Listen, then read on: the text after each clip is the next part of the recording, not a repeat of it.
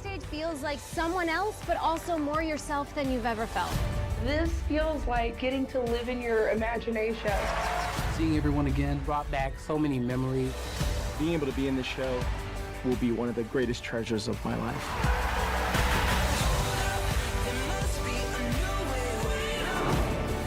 Hello and welcome back to Patreon with Cheese. I am joined as always by my wonderful editor, Elizabeth Esten. Hi, Liz. Hello, I'm here. We've done it. We've finished another series. This is our second full series we've completed, Liz. But this one was double the size of the first one. So Yeah. So really, it's our third if you're going to be real pedantic about it. I'm not being pedantic. I'm just pointing out. I like how this started long. with us being real good buddies, and now we're just getting real hostile to each other at the end of the series.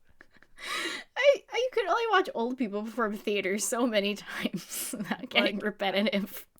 Someone recently tweeted, I think it was Ayanna Prescott, who was on our Titanic episode, oh yeah, they should have revived Encore for a second season. And now at the end of the first season of Encore, I think they're good. I think if they change up the formula a little bit and maybe have more older people do it, it'd be more interesting. But I think I want more Adam Wachter in my life. That's a given. Emily suggested doing more community theater productions as opposed to just high school productions, which would kind of widen the scope of just people that went to school together, which I think is a smart idea. But you know what? People should give Emily Clark more money to do pitches. She's like one of the smartest people I know. Yeah. This is an Emily Clark stan account, everybody. It is. I feel like sometimes she hates me, though. I've never even spoken to her, but I bow at her feet. I'm just like, Emily Clark, I praise you. Emily Clark is what I strive to be in every facet of... Actually, no. I've got my two musical theater moms, which are Christy Esterly and Emily Clark. They're my musical theater mommies. And they're iconic. And they are what I strive to be in everything. I wish to be the perfect amalgam of both of them with little Jess sprinkles on top. Little Jess sprinkles. Yeah, I can't be eradicated completely. That's true. Maybe more Jess sprinkles. I don't know. I feel like describing myself as a perfect mix of those two is actually a fair assessment. Yeah, you seem like their child. 10 out of 10. I am a half demon, half musical theater person. Let's go. Half Miss Darbus, half demon. Yep. Speaking of Miss Darbus, episodes 11 and 12 of Encore, the final two episodes as of recording. Watch us release this episode the next week. It's like Encore coming back for 9 more seasons. Now hosted by Adam Wachter. That's my dream. Wasn't that just? No, Adam Wachter's got his own stuff. He's too busy in the UK getting commissioned to write musicals. That's true. Let Kristen Bell not do any work. What if they get Dax Shepard back? Hey, Encore. Yeah. I'm Dax Shepard. This is Encore. I love theater. So this place in Kansas, you said? Oh. They did Rig Time. Weird Rig show. Time. Rig Time. That's a musical about rigs on a set being mad at the system. Yeah.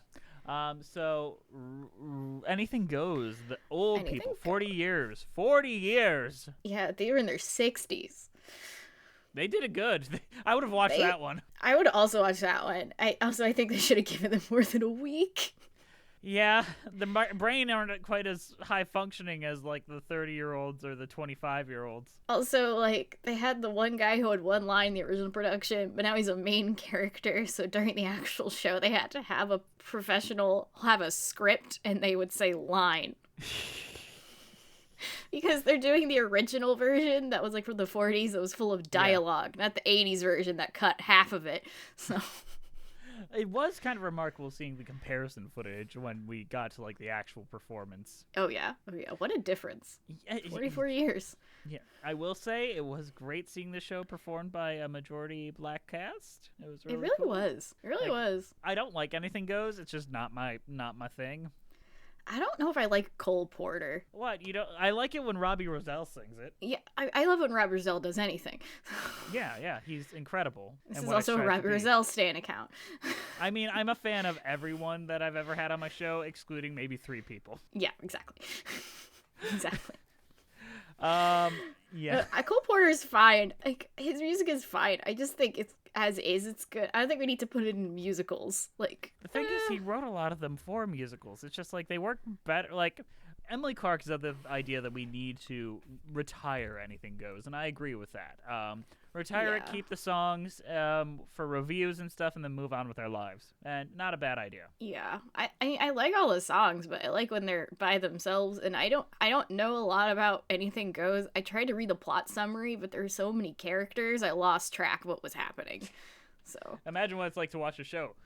I tell you, probably not as bad as By Jeeves, though. Yeah. Oh, By Jeeves. Oh, it's so terrible. It is so unwatchably terrible, Liz. Patron request. I can't wait till we get a lot of these Patreon requests out of the way in January, the month that I know we always take a dip. Like, that was strategic a little bit. Yeah. We didn't take that big of a dip either, so maybe we're fine. Yeah, that's true. I mean, we'll see how By Jeeves does. Not well. I don't think it'll do well.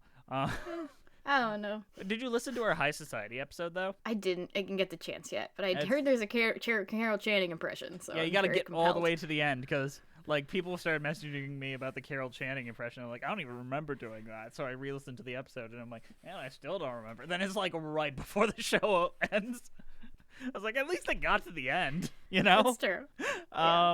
So who was the MVP of this I do episode? definitely want to, because Robbie seems like a very cool dude who... He is the best dude. Also skipped Drag Race the same time I did for a Patreon meetup, so he felt my pain. Yeah, he is the sweetest guy. No faults. Yeah. 10 out of 10. 10 out of 10 Robbie. Like, I'll probably listen to it. I don't know if this might be a story that he would be uncomfortable with me telling, but it's on Patreon, so I'm a little more willing to tell it. During the holiday season, I have really bad body dysmorphia. I have since I was young. I've been better lately, but I hit it. Got into a big hole during the holidays, and I was tweeting vague shit about it, and then he's like, yo, dude, I don't know. I hope you don't find like I'm flirting with you, but you are so handsome, and I love you. I was like, Robbie's the best. Made my whole Christmas. He's so good. He's so good. Yeah. But who's the MVP of the Anything Goes episode? That is a good question. Honestly, I'm gonna have to go with the guy who played Moonface, because I think he needs a win. That's fair. He really needs a win. Elaborate, please. Okay, for context, in the original production, he had one line. And then in this production, at this reminder, he's in his 60s now. He has 30,000 lines in comparison. Oh, oof, I'm tired already. During the actual show, he does not know all his lines. And he never had to in his past. Like, I can still kind of bullshit some stuff from like my past and maybe think of something. If I've never done it before, I could barely ask Kelly O'Hara 5 questions. Let's just say that. Okay, for context, you just finished talking to Kelly O'Hara. I did. And they told me I had 15 minutes with her. It turned out I had 30 minutes with her. Did not write enough questions. Boy, did I look dumb. God, she's so pretty, though. She might be the most amazing-looking human being I've ever seen. Except for Audra McDonald. Her and Audra McDonald are tied at first. Gorgeous, gorgeous. But okay, so she's like describing cheese to me, and it's like she's like, I just want the gooey, like with chunks in it, and I'm like, just talk to me like that for the rest of my life. Whisper that in my ears as I die. Kelly O'Hara just needs to start a podcast where she just talks about cheese. And that's honestly, yeah, she can take the musicals to cheese thing where she just does high A's and high cheese. High A's and high cheese. But because Kenny keeps forgetting his goddamn lines. He's always forgetting his lines the entire time. And then there's a point where he improvises like it's been 44 years because he legit cannot remember his lines. Yeah. He never had to learn them before, so I think he really needs a win here. Yeah, I agree. Well, he made the show more enjoyable. I feel like if you're watching the seniors in a show, you kind of are like there for the Ferris wheel to fall apart. Yeah. When you're watching like high schoolers, you're just like waiting for something slightly embarrassing. Just they're gonna do good no matter what. But when it's older people, it's like it's gonna be charming, even if they screw up a bit. Yeah, I mean, I'd pay money to watch all these. Honestly, here's the problem. This feels like a final episode in the way that the Ragtime one didn't. Ragtime felt like a mid-season episode. But I get why they ended with Ragtime, because they actually got the director and creative teams from the Ragtime revival to direct a school production. Like, that's a cool idea. That should have been the first episode. that's a really good way to start. It's like, great, let's go from here, and then we can continue, and then we can end on Anything Goes, where we see these cute old people try to tap dance and succeed. The full execution of the premise, which I think is what we didn't have. The order was off in spots. It felt I feel like throughout the entire show, that might have been an issue. Yeah, like, Oklahoma was pretty good, but it didn't feel like an episode of Encore. It felt like a fringe episode, because it felt, like, very small. It felt like a spinoff. I feel like a spin-off of Encore with that married couple who we want to have a sitcom. Disney, give them a sitcom. Yeah, they're hot. They're ready. Come on, give it. They're hot. They have a cute backstory. It's amazing. Give them a sitcom. I think we pitched this. Let them be the host of Encore season 2 with Adam Wachter coming to every episode. Come on. Yes, every episode. Also, Coy Middlebrook was back in this episode. And as soon as he came on screen, I was like, I swear to God, if you do the high school talking to your high school self thing, I'm going to go through my computer and throttle you. And guess what he did? Coy, stop asking people to talk to their high school selves. Liz, this is our final Encore episode, so I think there's one thing I also just want to point out quickly, I have nothing against Coy Middlebrook. He seems like a cool dude. I'm just really sick of him leading older people into the talking to your high school selves exercise. He's done it 80 times. Liz, let's sit on the floor. You're gonna close your eyes, and right in front of you, who is that? Oh, that's young Liz. That's your high school self right there. What do you say to them about who you become? Do they like who they see in front of them? That's a pretty good impression, actually. Are you crying yet? Are you reliving your traumatic past for content? It felt like fortune tellers, like, your father's in this room. Is there anything you want to say to him? Or like, yes, Daddy. Or like low-key televangelists that are like, who has a dead grandfather who died eating a meatball? And someone raised their hand. Just like, what's his name? My grandfather died eating a meatball! What's his name? Giovanni. It was! Well, he says the meatball it came out okay after he died. Well, that's weird because I shoved it down his throat. I imagine he'd say something about that, you know? God. He choked on the meatball after I shot him, so I figured he'd bring up the gunshot first. That's the best televangelist episode ever, because there's an arrest. There's a RoboCop there. It's amazing. Anyway, ragtime. Ragtime. Back to episode 12 was ragtime, and they brought back the creative minds behind the ragtime Broadway revival, which is okay. Cool. I didn't know what ragtime was till I watched this. So cool. Ragtime is a good-ish musical that Andrew had a lot of problems with, and then we got a lot of negative reviews on the podcast, Apple Podcast, because of it. You guys just don't understand. I saw a very condensed version of Ragtime, so I don't have a full opinion on it. Do you want me to tell you what happens in Ragtime? Yes, please tell me what happens in Ragtime. What do you think I didn't bother to read the summary. I think what happens is I know the black woman dies, which seems a bit unnecessary. Yep, it's very, very gross. I don't know the context, and so I feel like you're going to tell me the context, and I figure it's gross. Mm-hmm. So I feel like the immigrant dude who, honestly, when I saw him, he kind of looked like one of our patrons. He kind of looks like Seb. Yes, he does a little bit. He kind of looks like Seb. If you're listening to Seb, there's a guy in Encore that looks like you. Was that you, Seb? Were you in Seb, Encore? Were you in Encore and you're not telling us? I think the immigrant dude becomes successful because he's white, and then the white family happens to have a breakup for no reason. That's what I gathered. Okay, let's talk about Ragtime, and maybe you'll see why Andrew had issues with it. So it starts with Sarah, who just gives birth to a baby, and the father isn't around right now. I think his name's Cole House. It depends on which version you watch. In the original Broadway version, she's trying to bury the baby in the garden of the White family, which is the main family. And in the revival, they're like, no, why doesn't she just drop it on their door? Which, makes more sense. Either way, the father of the family is out on a sailing boat or whatever the fuck, fucking around, so he's out of the story for a bit. And the mother is like, come in, poor girl. Why don't you come into my house here? You can stay for a while. She's Southern, I think. So she takes Sarah and her baby in and gives them like support and finances them. Then Colehouse, who is the father, finally comes back into town. He's like made some money, bought a car, but he is a black man, and then racist stuff happens, and he's trying to help his wife a bit, but then he gets racially attacked and all that. So Sarah tries to appeal to the governor and is like, you don't understand, like, my husband, or Colehouse is a good man. And then she runs up in excitement to say, please help my husband. And then they kill her. The Secret Service kills her because they think she has a gun. So Colehouse decides to become a terrorist and starts blowing up like libraries and stuff. That was an unexpected direction. Yep. There's probably more to that, but it seems very out of nowhere.